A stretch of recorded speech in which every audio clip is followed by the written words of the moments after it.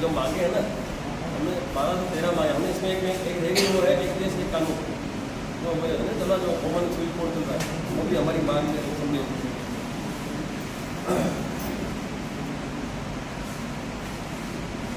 करें शुरुआत। राजस्थान में विधानसभा चुनाव है।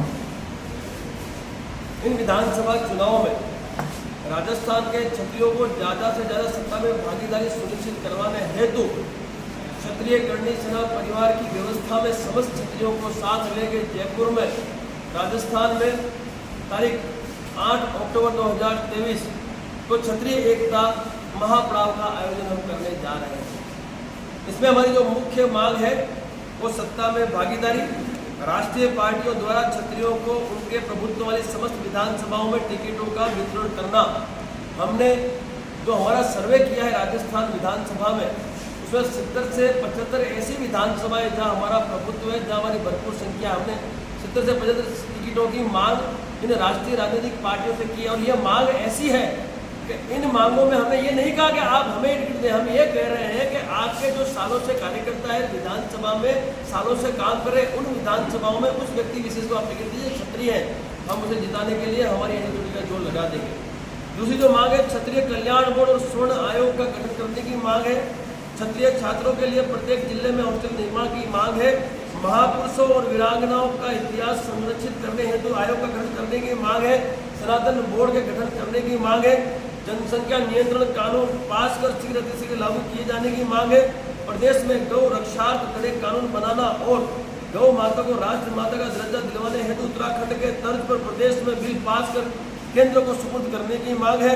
लव जिहाद, लैंड जिहाद और धर्म परिवर्तन जिहाद को पूर्ण विराम देने हेतु कड़े कानून बनाना और शीघ्र अतिशीघ्र अनुपालन करने की मांग है।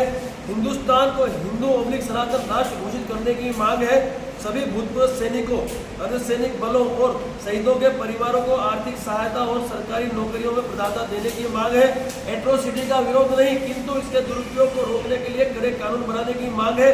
साथ ही प्रोत्साहन राशि जो दी जाती है, जिसकी वजह से व्यापारीकरण हो चुका है, इसका उसे रोकने के लिए प्रोत्साहन राशि देना बंद किया जाए और गिरफ्तारी जांच के पश्चात। और साथ ही आरक्षण का भी कोई विरोध नहीं है, वो भी हमारे देशवासी है, उन्हें इसका लाभ मिलना चाहिए, हमें उससे भी आपत्ति नहीं, लेकिन इसका लाभ वंचित व्यक्ति तक पहुंचे, उसके लिए क्रिमिलेयर का प्रावधान हो, आरक्षण में क्रिमिलेयर का प्रावधान हो, ताकि इस देश के अनुसूचित जाति जनजाति तक उस व्यक्ति तक इसका लाभ पहुंचे जो अभी तक वंचित है 70 सालों से। तो वो हमने एक मांग रखी है। और आरक्षण का प्रावधान आर्थिक आधार पर, ये सारी मांगों को लेके हम 8 अक्टूबर 2023 को क्षत्रिय एकता महापड़ाव का आयोजन जयपुर राजस्थान में करने जा रहे हैं। ये आर पार की लड़ाई है हमारी। हम इन मांगों पे सहमति बना के ही मैदान छोड़ेंगे, इनका मैदान छोड़ने वाले नहीं है।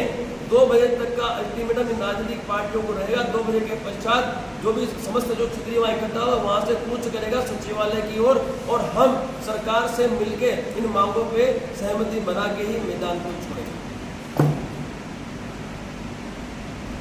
सर, अक्टूबर में तो आचार संहिता लग जाएगी, तो क्या बात है, आचार संहिता में कार्यक्रम तो होते ही हैं, परमिशन लेके कार्यक्रम करेंगे। सरकार के पास तो कोई पावर नहीं रहेगा। अच्छा, ऐसा है साहब, सरकार के पास पावर रहे ना रहे, लेकिन सरकार वहाँ आके इतना तो जरूर हमें कह सकती है कि भाई हमारी इन मांगों में सहमति है। और जहाँ तक मानना है आचार संहिता मेरे हिसाब से 8 अक्टूबर तक नहीं लगेगी, जहाँ तक मुझे मालूम, क्योंकि गुजरात के जब चुनाव हुए तो उधर मैंने देखा 1 महीने पहले ही आचार संहिता लगी है। तो मेरे ख्याल से दिसंबर के आसपास ये चुनाव का आयोजन है, तो दिसंबर जनवरी से पहले चुनाव होंगे यहाँ पे। तो आचार संहिता लगती है तो भी हम परमिशन लेके कार्यक्रम तो 1000% करेंगे ही, लेकिन यदि जो भी राष्ट्रीय राजनीतिक पार्टी उस वक्त आके या किसी भी माध्यम से हमें ये सहमति दर्ज कराती है तो हमें खुलेआम उसको समर्थन करने में आपत्ति नहीं है। हम तो सीधी सीधी बात कर रहे हैं कि जो भी राजनीतिक पार्टी क्षत्रिय जो राजस्थान का क्षत्रिय समाज है उन्हें सत्ता में स्थापित करेगी, उसके साथ हम संपूर्ण ताकत के साथ खड़े हो जाएंगे।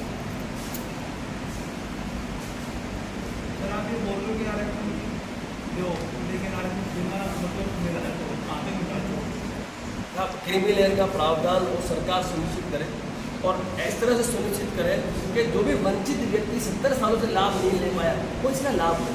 जैसे EWS में 8 लाख तक की उन्होंने सीमा एक तय की है, तो उसी तरह से उसी तर्ज पे जो सरकार समझ सके, जो सरकार इसको लाभ पहुंचा सके, उस हिसाब से एक सीमा तय कर दे, ताकि वंचित जो व्यक्ति 70 सालों से वंचित है तो इसका इसका लाभ किसको मिला?